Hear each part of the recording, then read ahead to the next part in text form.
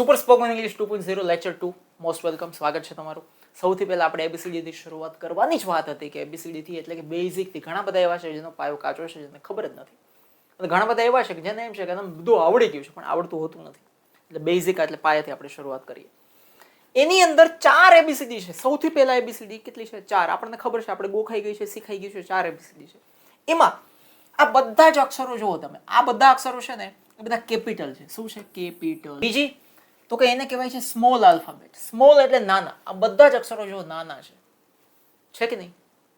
આ આપણને ખબર છે. ત્રીજી એબીસીડી કઈ છે? તો કે એને કહેવાય છે કર્સિવ. શું કહેવાય છે? કર્સિવ. શું કહેવાય? કર્સિવ. સ્પેલિંગ યાદ રાખવાની મેથડ એ છે કે બે પ્રકારના માઇન્ડસેટ લઈને ચાલવાનું છે તમારે.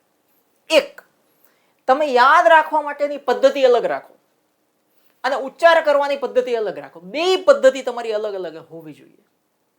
જેમ કે હું આને બે એવી રીતે યાદ રાખું છું, કુરસીવે. શું આને હું યાદ રાખું છું? કુરસીવે.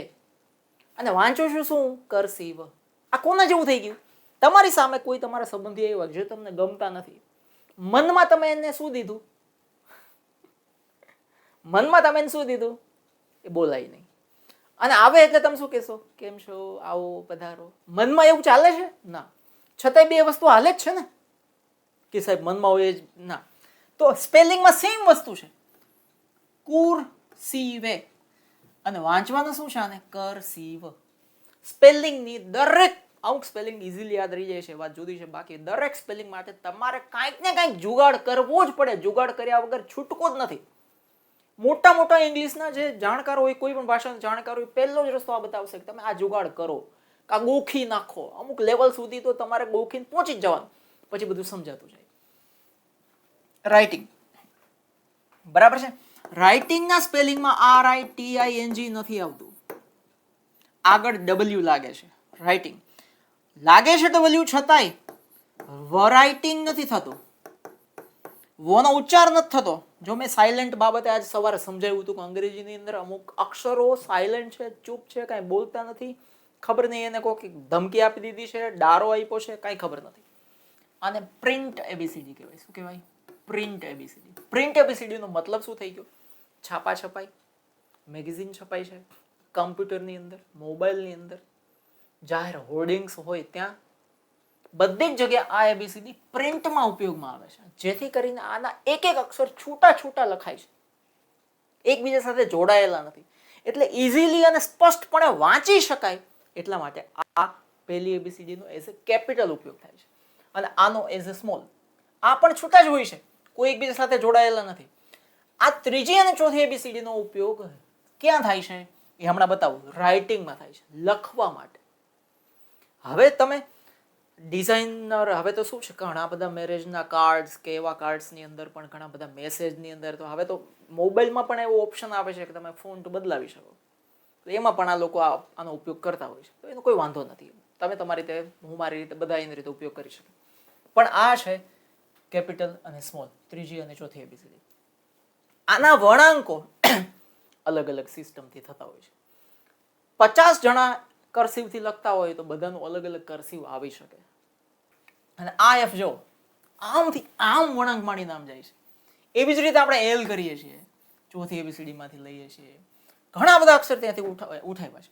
આ ઝેડ આપણે ચોથી એબીસીડી માંથી ક્યારે લેતા જ નથી. તગડા જેવો ઝેડ છે. એટલે પહેલી અને ત્રીજી એબીસીડી સરખી છે, કેપિટલ છે. બીજી અને ચોથી એબીસીડી છે એ સ્મોલ છે, નાની છે. એનો ઉપયોગ એવી રીતે થાય છે.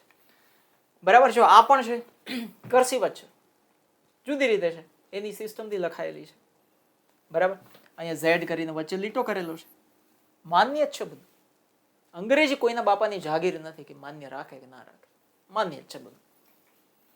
હવે કોમન એબીસીડી નો મતલબ શું થઈ ગયો?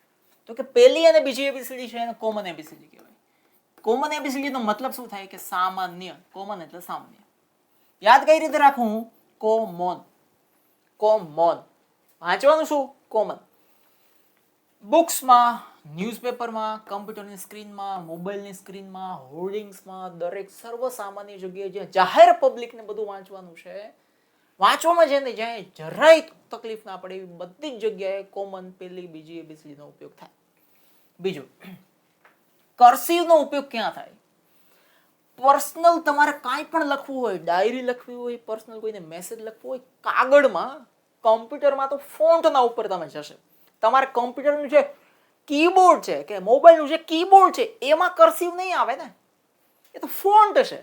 તમે અહીંયા લખશો મારું નામ હર્ષ, તો એમાં ફોન્ટ કર્સિવ હશે તો ફટ કરતું આવી જશે, પણ ફોન્ટ કર્સિવ નહીં હોય તો પૂછડું ભાઈ કંઈ આવશે નહીં. પણ બાકીઓ કરતા એ મોટો હોવો જોઈએ. જો આ નાનો છે, આ મોટો છે, આ મોટો છે એટલે નક્કી થઈ જાય કેપિટલ છે, નાનો છે એટલે નક્કી થઈ જાય સ્મોલ છે. બાકી બધામાં તો લગભગ ખબર પડી જાય કે આ મોટું છે ને નાનું છે. આ યુ છે, તમે જુઓ છે, આ વી છે. ઘણી વાર આપણને એમ જ લાગે યુ અને વી બે એક જ સરખા છે. તમને જો એવો પ્રશ્ન હોય કે કર્સિવ રાઇટિંગમાં મારે માસ્ટરી જોઈએ છે, મારે જે કાંઈ પણ લખવું તો એવું મરોડદાર એકદમ મસ્ત મોતીના દાણા જેવું કર્સિવ રાઇટિંગ મારું થવું જોઈએ, તો એ કેમ થાય સર? તો હું તમને બેસ્ટ સલાહ આપું કે તમે કોઈ પ્લે હાઉસથી શરૂઆત કરો. એકાદ વર્ષની અંદર, અને જો તમારી સરસ મજાની ધગશ હશે તો એવું કદાચ 6 મહિનાની અંદર કે 4 મહિનાની અંદર પણ થઈ જશે. કર્સિવ રાઇટિંગની સ્ટેશનરીની અંદર ઘણી બધી બુક્સ મળતી હોય છે.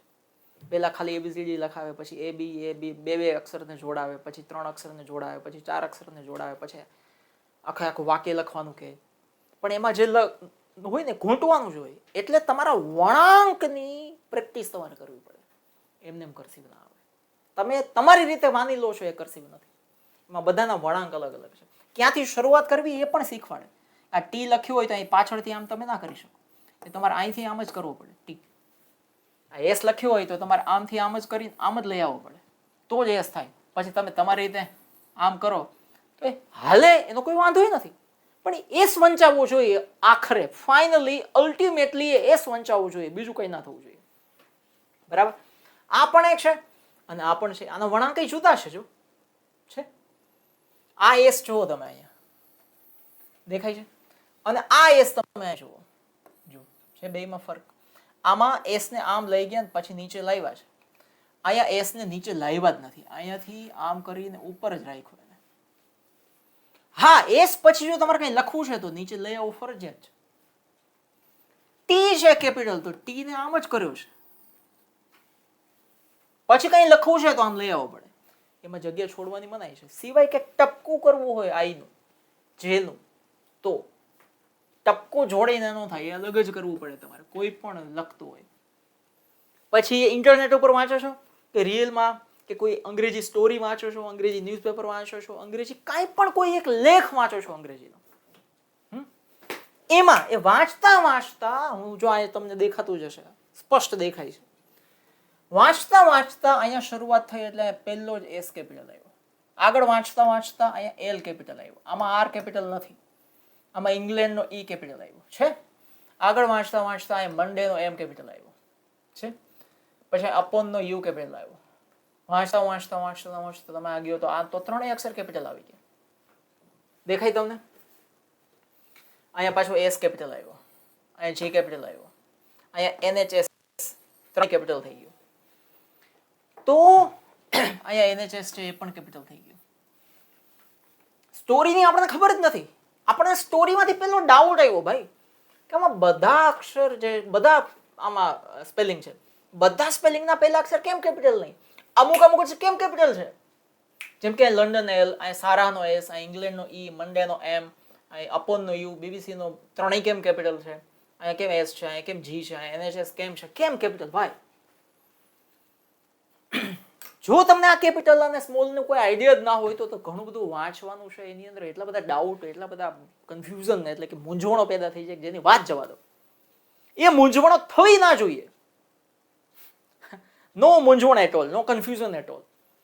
તો એ શું બતાવે છે? આ અમુક અમુક જગ્યાએ જે કેપિટલ એને મૂક્યા છે એ શું બતાવે છે?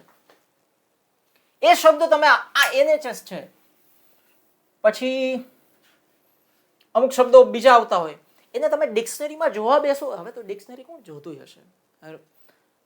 પેલી શું કહેવાય, પેલો તો ડિક્શનરી બુક મળતી વસાવતા. મારી પાસે ઘણી બધી ડિક્શનરીઓ પડે છે, પણ હરામ જો મેં કોઈ દિવસ ખોલી હોય તો, કારણ કે ઇન્ટરનેટ જ એક ડિક્શનરી થઈ ગયું છે. હવે એમાં આર્ટિફિશિયલ ઇન્ટેલિજન્સ આવી ગયું, AI. ચેટ જીપીટી પૂછડું ફલાણું ઢેકડું, એમાં તમે શબ્દ લખો ને એમ કહો કે આનું ગુજરાતી આનું હિન્દી, તો ફટ કરતું બધું આપી જાય. તો અમુક વસ્તુ શું છે ખબર જ ના પડે. પેરેગ્રાફ વાંચતા વાંચતા જે કેપિટલ કર્યા છે એ કેપિટલનો મતલબ એ થઈ ગયો કે એ કંઈક ખાસ છે, એ સામાન્ય અંગ્રેજીનો સ્પેલિંગ નથી. તો શું છે એ આપણે જાણવાનું છે.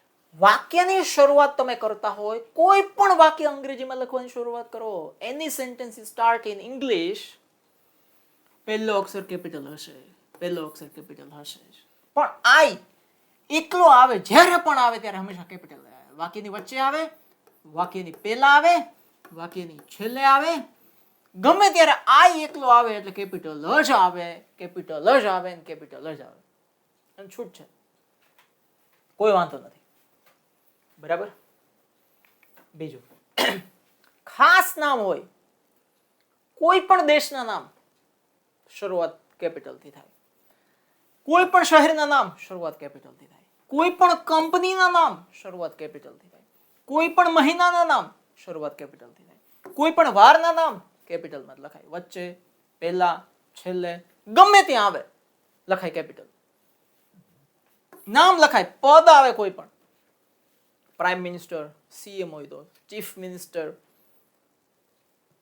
કેપિટલ. નામ કેપિટલ. એટલે આ જે આગળ વાર્તા મેં તમને કીધી ને, આ વાર્તાનો સંબંધ એ છે ત્યાં કે વાક્યની શરૂઆત કરી છે એટલે કેપિટલ કર્યું છે, આઈ હંમેશા એકલો આવે છે એટલે કેપિટલ કર્યું છે, ખાસ નામ આવે છે શહેરના, ગામના, દેશના, રાજ્યના, વારના, મહિનાના એટલે કેપિટલ કર્યું છે. દેશનું નામ, શહેરનું નામ છે કેપિટલ. અને જો આ એક છાપું છે, શું છે? છાપું. ફર્સ્ટ ઇન્ડિયા નામનું છાપું છે, 2019 ની આ એક ખબર છે.